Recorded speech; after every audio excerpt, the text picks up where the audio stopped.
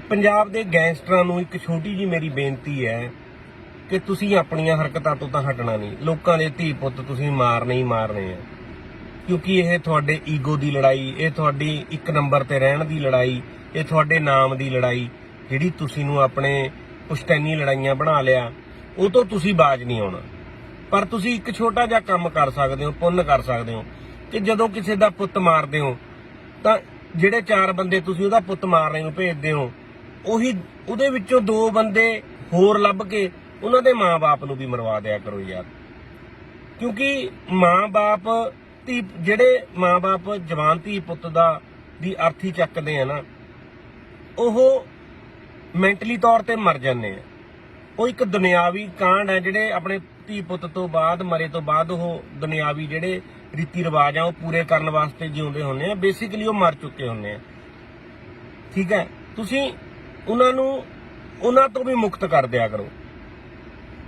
ਕੁਝ ਵੀ ਨਹੀਂ ਹੈ ਤੁਹਾਡੇ ਲਈ, ਕੁਝ ਨਹੀਂ ਹੈ, ਤੁਸੀਂ ਕੁਝ ਵੀ ਕਰ ਸਕਦੇ ਹੋ। ਆਹ ਇੱਕ ਤੁਹਾਡੇ ਲਈ, ਜਿੱਥੇ ਤੁਸੀਂ ਐਡਾ ਵੱਡਾ ਪਾਪ ਕਰਦੇ ਹੋ ਨਾ, ਆ ਛੋਟਾ ਜਿਹਾ ਪੁੰਨ ਕਰ ਦਿਆ ਕਰੋ ਯਾਰ, ਕਿ ਉਹਨਾਂ ਦੇ ਮਾਂ-ਬਾਪ ਵੀ ਮਾਰ ਦਿਆ ਕਰੋ। ਉਹਨਾਂ ਵਾਸਤੇ ਕੀ ਰਹਿ ਜਾਂਦਾ ਹੈ?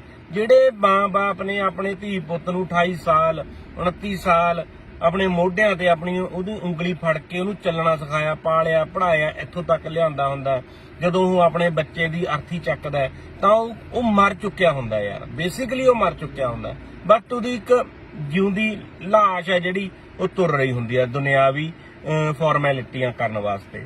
ਤੁਸੀਂ ਉਹਨਾਂ ਜੋਗਾ ਵੀ ਨਾ ਛੱਡਿਆ ਕਰੋ ਯਾਰ। ਬਹੁਤ ਮੁਸ਼ਕਲ ਹੈ, ਬਹੁਤ ਹੀ ਜ਼ਿਆਦਾ ਮੁਸ਼ਕਲ ਹੈ ਆਪਣੇ ਬੱਚੇ ਦੀ ਅਰਥੀ ਨੂੰ ਅੱਗ ਲਾਉਣਾ, ਉਹਨੂੰ ਮੜੀਆਂ ਤੱਕ ਲੈ ਕੇ ਜਾਣਾ।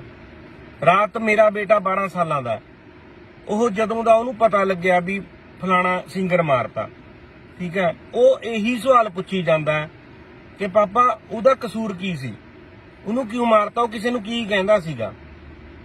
ਇੰਨਾ ਜ਼ਿਆਦਾ ਡਰ ਗਿਆ ਉਹ। ਰਾਤ ਦਾ ਉਹਨੂੰ 102 ਬੁਖਾਰ ਹੈ, ਠੀਕ ਹੈ, ਤੇ ਉਹ ਮੇਰੇ ਨਾਲ ਪਿਆ। ਮੈਨੂੰ ਜੱਫੀ ਉਹਨੇ ਇੰਨੀ ਘੁੱਟ ਕੇ ਪਾ ਲਈ ਕਿ ਉਹਨੇ ਮੇਰੀ ਜੱਫੀ ਨਹੀਂ ਖੋਲੀ ਸਾਰੀ ਰਾਤ, ਤੇ ਸਾਰੀ ਰਾਤ ਉਹ ਬਾਏ ਬਾਏ ਬਾਏ ਕਰੀ ਗਿਆ।